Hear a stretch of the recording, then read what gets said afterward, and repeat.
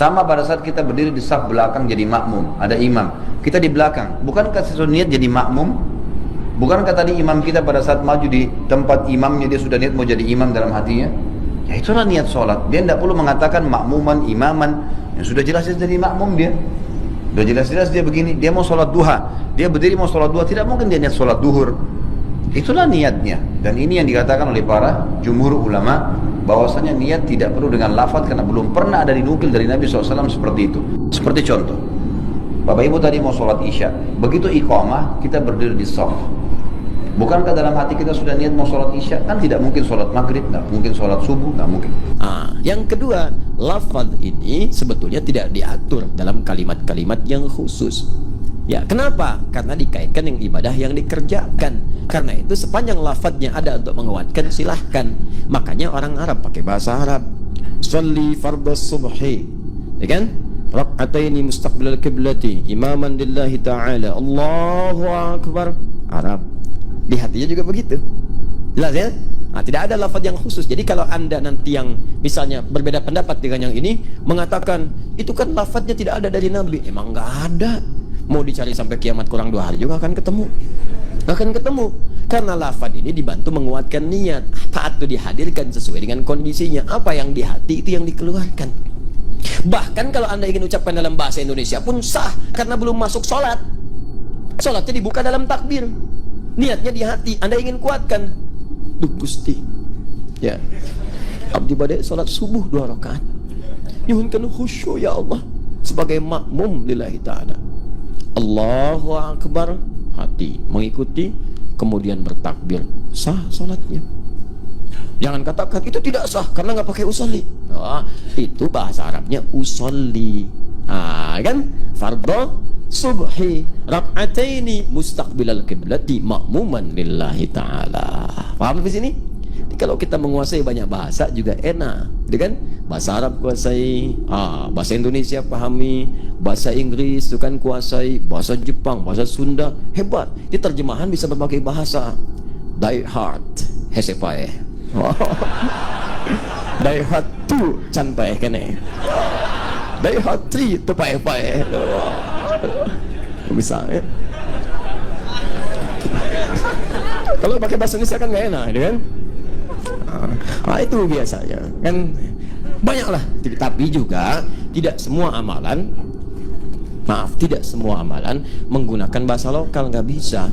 Sholatnya kalau sudah masuk takbir nggak boleh pakai bahasa selain Arab, nggak bisa. Karena itu langsung diberi petunjuk langsung dengan lafadznya, bahasa nabinya. Awas, bahasa nabinya, lihat, sallu kama ra'aitumuni usolli. Salatlah kalian seperti melihat saya salat. Bagaimana caranya? Saat dimulai dari awal sampai akhir ikuti Nabi. Di luar kasus yang terjadi pada zaman Nabi, silahkan di luar sholat boleh. Tapi dalam sholat tidak, karena semua bacaan mesti sama dengan Nabi. Jangankan Anda mengucapkan dalam bahasa yang lain, diterjemahkan pun nggak boleh. Nggak boleh. Awas, sekarang banyak yang kreatif tuh. Itu dosa tuh. Penerjemahnya, orang sholatnya macam-macamnya. Ini ada imam sholat, sampingnya penerjemah. Bayangkan, apa Allah nggak paham dengan bacaan Anda?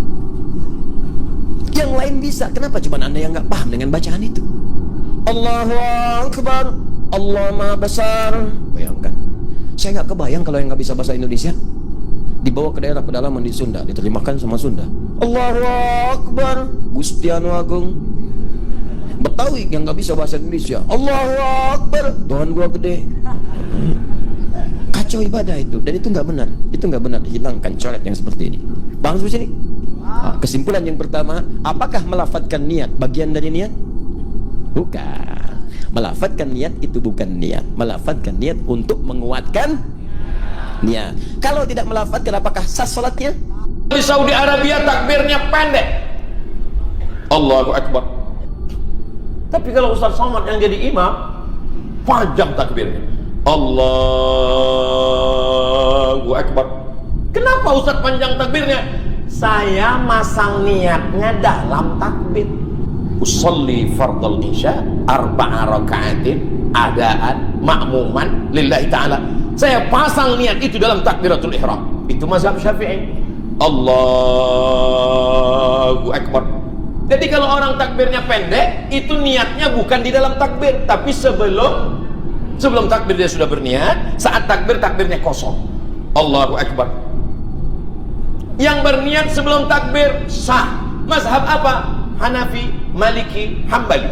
Yang berniat di dalam takbir sah. Mazhab apa? Mazhab Syafi'i. Yang tidak ada mazhabnya berniatnya setelah takbir. Niat adalah qasdu syai', bermaksud dengan hati. Maksud apa? Maksud lakukan sholat. Muqtarinan bi fi'li, barengan dengan pekerjaannya. Allahu Akbar. Waktu takbir itu Anda lintaskan Anda mau melakukan sholat. Tempatnya di dalam hati, bukan di lidah. Diem tok sah. Allah. Niat apapun, puasa diem tok juga sah. Niat itu tempatnya aslinya di dalam hati. Takbiratul ihram bukan niat. Takbiratul ihram adalah rukun. Takbir Allahu Akbar. Dan niatnya waktu takbiratul ihram. Makanya niat tidak diucapkan. Makanya mengucapkan niat di dalam sholat itu adalah sebelum takbiratul ihram, sebelum niat yang sesungguhnya. Tapi diucapkan niat oleh lidah itu untuk membantu kita supaya tidak ngelantur. Usolli fardhu dhuhri arba' rakaat mustaqbil qiblat. Bukan itu masih muqaddimah niat. Niatnya adalah waktu Allahu Akbar, disitulah lintasan niat. Makanya melintaskan niat di dalam sholat itu dibarengi dengan waktu takbiratul ihram.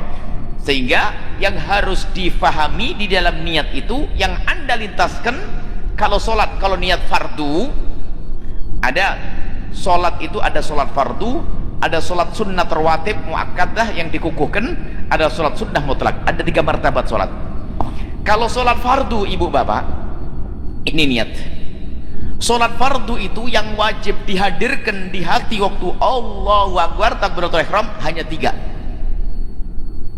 Jangan salah, 3. Yang pertama al-qasdu, maksud, mau melakukan sholat.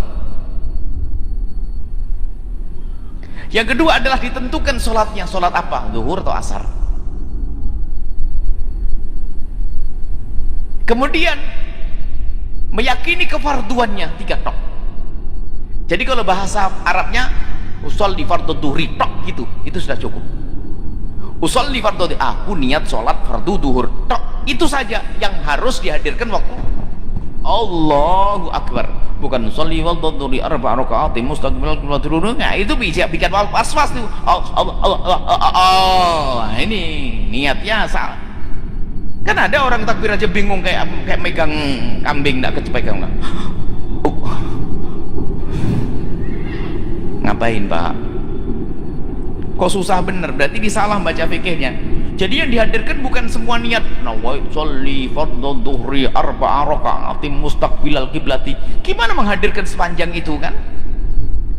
Jadi cukup yang dihadirkan adalah 3 tadi.